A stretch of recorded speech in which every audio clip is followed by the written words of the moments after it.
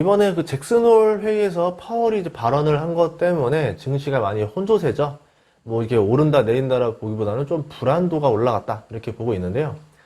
파월이 어떤 말을 했냐면은 인플레이션 목표치 이제 2% 넘어도 된다. 이제 평균 물가 목표제를 말을 한 겁니다.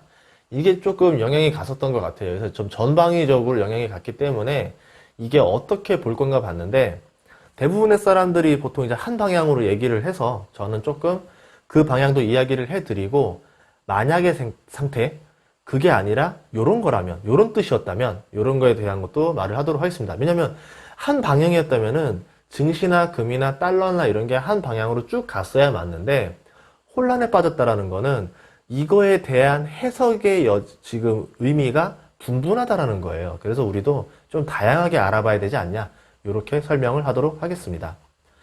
우선은 물가 상승의 2% 기준이라는 게 있었어요. 상한제라 그래가지고 물가 상승 2%가 딱 되면은 금리 인상을 통해서 물가를 누르겠다. 이게 원래 그동안의 기조였었는데 이거를 상한 2%가 아니라 평균 2%로 낮추겠다. 그러니까는 뭐 이때가 좀 높고 이때가 좀 낮아도 합쳐서 2% 이하면 괜찮은 거야. 그러니까 좀 완화시켰다라 보면 돼. 2%의 기준이라는 거를. 그래서 좀 어떤 일부의 물가라던가 어떤 그 특정 시기의 물가가 조금 넘는 것 정도는 이해하겠다.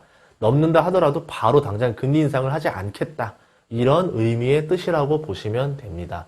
그럼 뭐 좋은 거 아니냐 그렇게 말하기도 하는데 조금 다르다라 봐야 돼요. 우선은 기본적인 해석은 이런 거죠. 물가가 올라도 금리 안 올리겠다. 한동안 금리 인상 안 하겠다는 뜻입니다. 당연히 그렇게 말했으면은 증시에 좋아야 되겠죠. 그런 거죠. 근데 왜 그러냐 보면은 이런 거죠. 고용을 위해서 물가 억제를 포기하겠다. 물가를 위해서 자꾸 금리를 인상하고 물가 낮추는 걸 신경을 쓰다 보면은 고용률이 떨어질 수밖에 없습니다. 그런데 우리는 물가를 살짝 포기하더라도 고용 증가에 힘을 더 쓰겠다. 그 얘기는 당연히 증시에 좋을 수밖에 없는 이야기인 거잖아요. 증시가 빡 올랐어야 되는데 의외로 그렇게 오르지도 않았어요. 그러니까 지금 이렇게 보는 거죠. 그렇게 말할 정도로 정말 상황이 안 좋은 거야? 라고 해석할 수 있다는 거죠. 두 번째 해석으로 넘어가 보면요. 디플레를 막겠다는 뜻인 겁니다. 저물가는 경제에 심각한 위험을 유발한다. 물가가 오르지 않는 게 경제에 심각한 위험을 유발한다는 건데 이거를 제가 풀어서 이야기하면 디플레인데요. 디플레로 가면 답이 없어서 이런 말을 하는 겁니다. 디플레이션이 뭐냐면은 물가도 떨어지고요. 아파트 가격 떨어지고요. 그러면 당연히 기업의 주가도 떨어지고 모든 게 가격이 하락하는 겁니다. 자, 그럼 생각을 해보자고요. 집값이 떨어진다라 그러면 여러분은 빚내서 집을 사시겠어요? 반대로? 자, 내가 기업이에요. 앞으로 물가가 떨어지고 경제가 나빠진대요. 그러면 내가 당연히 빚내서 뭔가 생산을 늘리겠어요? 투자를 하겠어요? 절대 안 하죠. 앞으로 가격이 떨어지는 건데. 그러면 기업들은 투자를 안 하고 돈을 꿍 감출 거고 당연히 사람들도 빚내서 무언가 투자 활동을 하려던 걸 다 멈출 겁니다. 현금이 최고니까 현금만 보유하려고 하겠죠. 그러면 경제가 돌아가나요?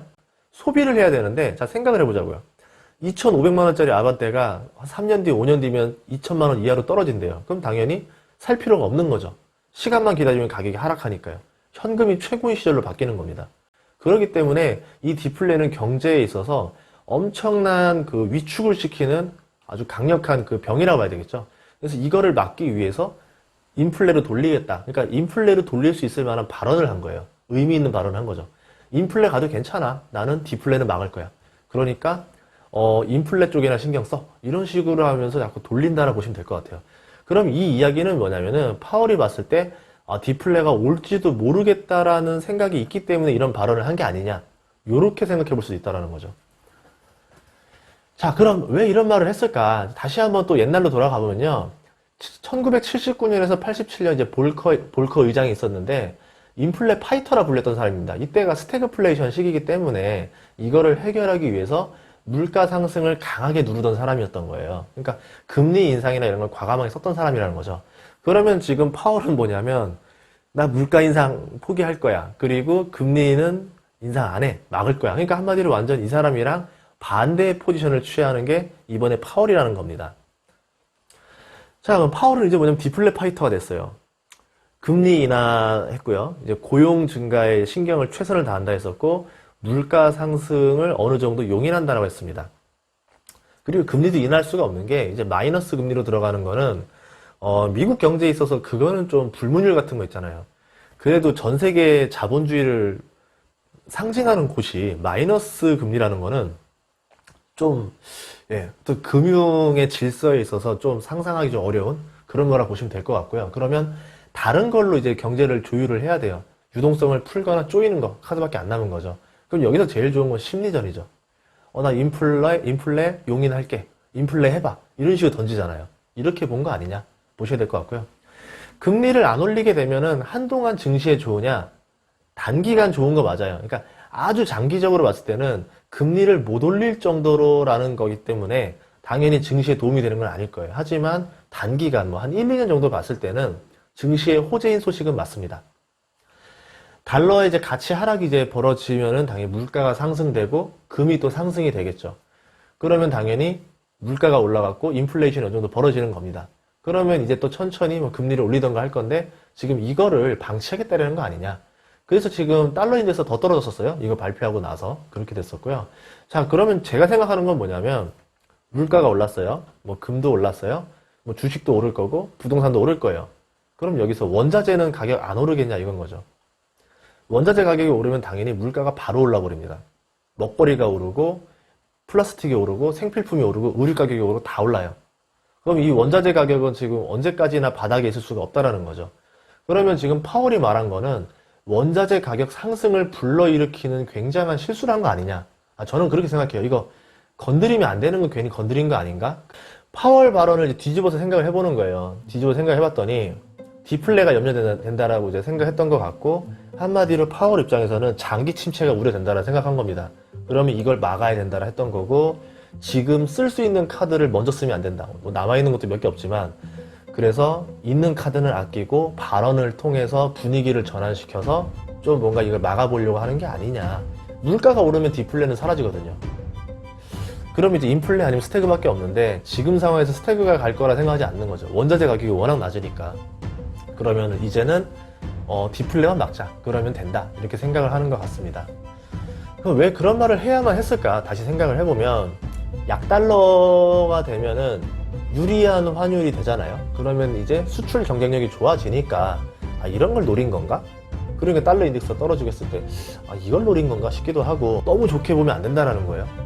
어디에 투자해야 될까? 이것도 있는데 주식 같은 경우는 지금 당장 이런 발언이면 나쁠 수가 없는 거죠. 금리 안 올리겠어?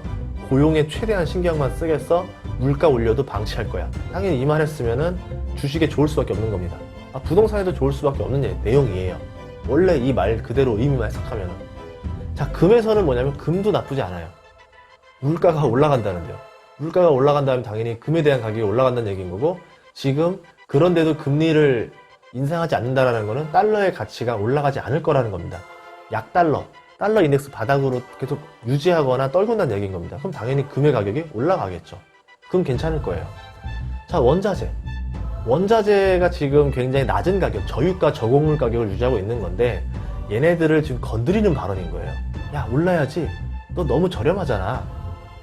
너 너무 저렴하니까 좀 올라와줘야지 하면서 자꾸 툭툭툭 건드리는 겁니다. 이거 위험한 발언이에요. 채권 금리가 이제 상승을 했다. 이래가지고 봤더니, 원래 채권 금리는 어떻게 되냐면 그런 게 있어요. 명목금리라서 기준금리라는 게 있습니다. 이제 이게 되고 나서 물가를 빼주고 나면 실질금리라는 게 있어요. 그럼 지금 제로금리니까 여기서 딱 보면 이렇게 된 거죠. 명목금리는 뭐, 제로로 잡고, 물가가 올라가면 실질금리가 떨어지는 거고, 물가가 하락하면은 실질금리가 올라가는 거예요. 그래서 지금 같은 경우는 물가가 당분간은 더 하락할 거라고 보기 때문에 실질 금리가 올라간 거 아니냐. 두 번째는 또 어떻게 보냐면은 물가가 상승하면은 원래 기준금리가 상승해야 돼요. 그럼 기준금리가 상승하게 되면은 국채 수요가 좀 증가를 합니다. 그러면 국채 수요가 증가하면은 국채 금리가 떨어집니다. 국채 금리가 떨어지면은 국채 가격이 올라가게 되겠죠. 그게 원래 이런 일종의 이론인 건데 여기에서 기준금리 상승이 없으면 국채금리 하락도 없는 게 아니냐. 기준금리 상승을 안 하겠다 했으니까 그러면 국채금리 하락도 없는 거 아니냐. 그러니까 올라갔다. 이렇게 볼 수도 있는 거고요. 뭐 채권금리에 대해서는 제가 뭐 이쪽은 완전 전문가가 아니니까 뭐 이거는 뭐 더 다르게 해석할 수도 있겠죠. 경기가 침체되고 더하기 물가가 이제 하락이 되면은 이제 어떻게 말하는 디플레가 되는 거죠. 그럼 반대로 물가가 상승하면 디플레로 안 가니까 물가만 올려서 디플레로 가는 거는 맞겠다 라고 볼 수도 있는 겁니다. 그럼 역으로 지금 뭐냐면 디플레 우려를 파월 립 스스로 인정한 게 아니냐 이렇게 본다라는 거고, 결국은 지금 뭐냐면 디플레를 탈출하려면 물가를 올리거나 낮추는 게 중요한 게 아니라 이 경제 침체부터 살려야 된다는 거죠. 그럼 무엇으로 살릴 거냐, 그거에 대한 대안이 나온 건 없어요. 그냥 채권 회사채 사줄게, 유동성 풀을게, 뭐 이런 이야기들만 하고 있는 거지 경기를 어떻게 살리겠다. 지금 그래서 지금 발언했던 게 뭐냐면 제 1번 발언이 계속 고용이란 단어가 많이 나왔거든요. 고용에 집중하겠다. 그래서 이제 그만큼 이제 고용을 중심으로 본다는 건데, 어떻게 고용을 살리겠다라는 말이라던가 이런 것들은 없습니다. 어떻게 기업들이 투자를 할 수 있도록 유도하겠다 이런 것도 없었습니다. 최악의 상황도 그려볼게요. 뭐 물론 좋은 상황들도 많을 거예요. 지금의 상황 뭐 좋게 볼 수도 있는 건데, 최악의 상황도 한 번은 생각해 봐야겠죠. 여기서 원유랑 이제 곡물 가격 상승으로 물가가 오르면 어떻게 될까요? 파월이 원하는 대로 됐잖아요. 자, 그리고 금리 안 올린다 약속했잖아요. 근데 경제가 회복되지가 않는 겁니다. 왜? 경제가 회복돼서 원유랑 곡물 가격이 오르는 거랑 경제는 회복되지 않았는데 원유랑 곡물 가격이 오르는 거는 완전히 다른 결과를 나타냅니다. 완전히 달라져요. 자, 그런 거를 봤을 때는 이제 몇 년간 금이 가장 안전하지 않겠냐. 꽃놀이표로 보는 거죠. 인플레에서 그리고 디플레에서는 가장 좀 치명타가 덜한 거고, 스태그에서는 가장 더 많이 오를 수 있는 금이 안전하지 않겠냐. 그럼 당분간은 금이 좀 낫지 않겠냐 이렇게 보고 있고요. 인플레에 강한 기업에 투자하는 방법도 있어요. 물가가 올라도 뭐 이제 유가, 곡물가가 막 치솟아도 그 가격을 충분히 제품 가격에 반영시켜서 내가 그 이상의 이익을 낼 수 있는 인플레에 강한 기업, 우리말로 말하면 식품주, 이런 것들이 좋아질 수도 있습니다. 또 뭐가 있냐면은 물가가 오른다는 건 뭐냐면은 유가가 오른다는 거잖아요. 유가가 오른다는 건 에너지 가격이 올라간다는 겁니다. 그럼 에너지 가격이 올라갔을 때 뭐 에너지 관련해서 판매하는 기업이 유리할 수도 있는 거고, 에너지 자체 유통시키는 기업이 유리할 수도 있고, 에너지가 올라간 가격을 그대로 다 반영시킬 수 있는 에너지 어떻게 보면은 이제 소매업 하는 곳들도 유리할 수가 있을 겁니다. 이런 기업에 투자하는 방법도 있겠죠.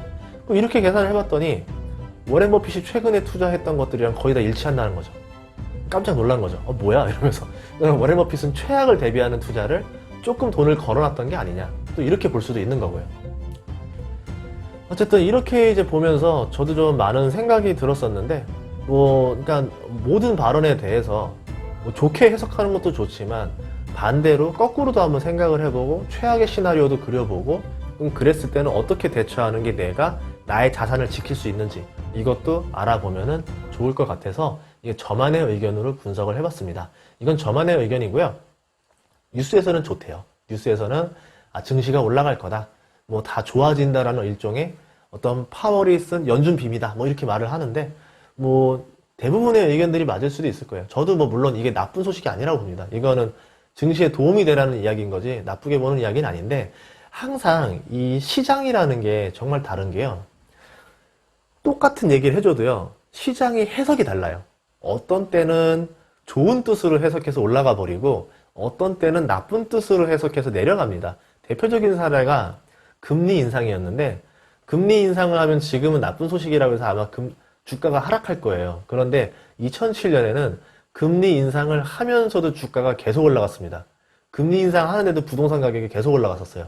자신감이라 생각했던 거예요. 경제가 너무 좋으니까 올리는 거 아니냐? 라면서 막 올라갔었어요. 네, 또 어떤 사례가 있었냐면은 유상증자에 대한 것도 그 시장의 분위기 따라 완전히 바뀌어요. 어떤 때는 유상증자를 한다라 그러면 은행에서 빌릴 돈도 없고 회사채도 발행할 힘이 없기 때문에 주주들의 돈을 터는 거다. 유상증자는 그만큼 이 회사가 지금 돈이 없어서 그러는 거다 라고 하면서 주가 하락의 신호를 보는 때가 많습니다. 그런데 또 어떤 때는 유상증자를 한다라 발표하면 주가가 막 올라요. 이런 투자를 받아서 앞으로 더 큰 사업을 해서 돈을 많이 벌어올 거니까 이번 유상증자는 좋은 거야 라고 하면서 막 올라가요. 그러니까 똑같은 재료라고 하더라도 시장이 받아들이기에 따라서 완전히 달라진다는 거. 그렇기 때문에 지금 어떤 파월의 발언은 그래도 지금 봤더니 나쁜 소식이 아니라고 받아들일 줄 알았는데 의외로 발언에 비해서 주가 상승이 그렇게 높지 않았다. 그리고 약간의 혼조세를 보이는 걸 봤을 때 빅스 지수가 많이 흔들렸었어요, 그날. 그 보면서, 아, 이거는 조금 시장이 옛날처럼 막 너무 긍정적으로 바라보지 않는 것 같다. 조심해야 될 수도 있겠다. 이렇게 판단을 하게 됐습니다. 네, 다음에도 제가 또 좋은 정보로 찾아뵙도록 하겠습니다. 네, 즐거운 한 주 되시길 바라겠습니다.